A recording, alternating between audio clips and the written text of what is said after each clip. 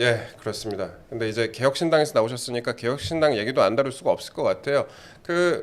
이게 크지 않은 당이잖아요. 의원이 3명이시죠. 3명. 네, 네. 예, 3명. 이주영 의원, 그다음에 천하람, 이준석 의원까지 3분이신데 당에서 요즘 내용이 좀 있는 것 같습니다. 자세히 모르는 분들도 있을 것 같고 또 우리 시청자분들 중에서는 3명인데 뭐 그러던 말던 하실 분들도 있을 것 같긴 하지만 그래도 우리가 정치권 이슈에 대해서는 또 상세히 좀 알아야 되니까 허은하 당대표와 이준석 의원 허은하 당대표와 그리고 이준석 의원 등 반대편이라고 해야겠죠.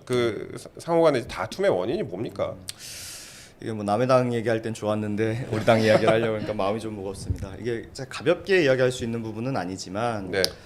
뭐 이제 당 대표와 뭐 그 당 대표실이나 아니면 뭐 이런 당내 사무처 직원들이나 뭐 이렇게 당내 여러 인사분들이 계시잖아요. 인사분들끼리 어떤 당을 이끌어 나가야 되는 어떤 방향성, 방법론에 대해서 좀 이견들이 있으셨던 것 같아요. 네.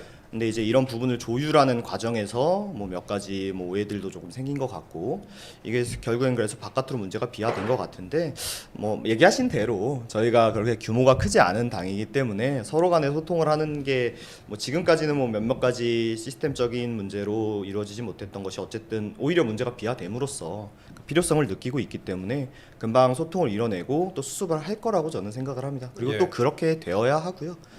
근데 이제 다만 뭐 처음에 이제 뭐 흔히 얘기하는 네. 대표실 쪽이라고 하는 곳에서 뭔가 언론 보도가 나갔을 때 좀 잘못 나간 부분이 있어요. 그래서 그래요? 당내 주도권 다툼에 예. 대한 보도가 쏟아졌던 걸로 알고 있습니다. 그러니까 이게 저희 당이 사실 당내 주도권이라고 할 만한 게 있는 당이 아니에요. 아니 그러니까 또 그렇게 이게 너무 중수교같이 예. 얘기하면 네. 또 그러니까 이게 좀 예. 외부에서 아무래도 언론이라는 거는 예. 좀 이렇게 읽어주실 만한 제목을 따야 하니까 네. 그게 좀 크게 이야기를 하신 것 같고, 이제 저희끼리 이제 작은 의견 다툼이 조금 외부로 비화된 것이 저도 참 안타깝게 생각을 하고 내부에서 수습책을 고민하고 있는 것으로 알고 있습니다.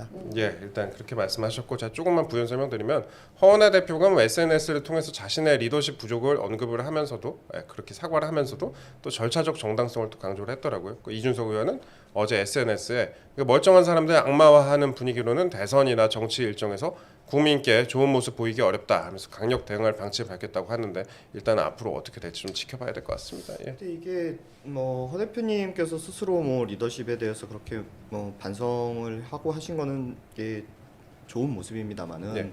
이야기하신 절차적 정당성이라는 게 제가 이제 물론 옆에서 좀 지켜본 바로는 어떤 건지 사실 잘 모르겠어요. 근데 이제 또 이준석 대표는 이걸 이제 받아들이시길 그렇게 받아들이지 않는 것 같이 SNS에 글을 쓰셨고, 제 생각에는 중간에서 조금 뭘 좀 잘못하시는 분이 계시고, 사실 제가 그분이 누군지 대충 짐작은 가는데 예. 이제 어쨌든 이게 외부로 비화가 됐기 때문에 정리 수순에 들어갈 것이고 정리될 것이라고 말씀드리겠습니다. 예, 우리 문성호 대변인 그 안에서 좀 큰 역할을 하셨으면 좋겠습니다. 예. 사실 허은하 대표가 예전에 저희 방송 초창기 한번 나오셨어요. 그래갖고 맞습니다.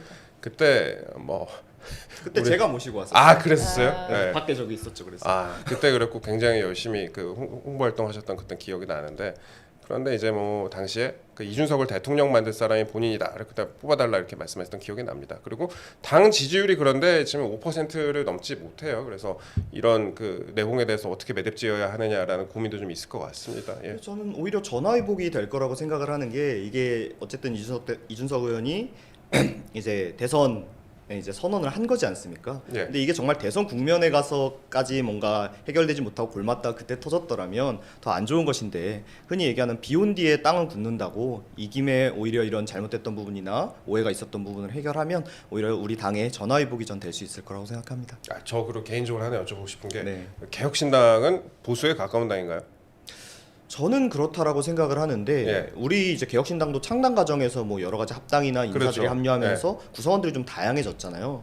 그래서 당내에 뭐 이렇게 직접적으로 움직이는 활동을 하시는 분들은 다양해졌는데, 그렇지만 또 저희는 또 당원분들은 사실 거의 한 90% 이상이 이준석 대표 개인에 대한 지지자이시기 그래요? 때문에 예. 그리고 이런 분들은 이제 워낙 이준석 대표가 보수 쪽에 오래 계셨던 분이다 보니까 저는 이제 당원들의 정서는 좀 보수 쪽에 많이 가깝다라고 보고, 내부에 있는 이제 구성원분들은 여러 가지 의견이 있다, 이 정도가 맞다고 생각합니다. 앞으로 정치권에 그러면 혹시나 개편이 있게 된다면 또 어떤 식으로 또 진행이 될지 그 부분에도 좀 관심이 쏠립니다. 사실 뭐 대선이 앞으로 열릴지 안 열릴지 뭐 이른바 조기 대선이 그렇게 될지도 모르겠지만 이준석 의원 같은 경우에는 또 대선 출마 의지를 좀 내비치지 않았습니까? 뭐 약간이나마 내비치지 않았습니까? 그렇기 때문에 앞으로 또 그림이 어떻게 짜질지도 한번 저희가 지켜봐야 될 것 같습니다. 종종 저희가 모시고 그 부분도 좀 다뤄볼게요. 그리고 저희가 짧게 하나만 더 여쭤볼게요. 서로 짧게 한번 말씀 주말용 인사 짧게 부탁드릴게요. 예.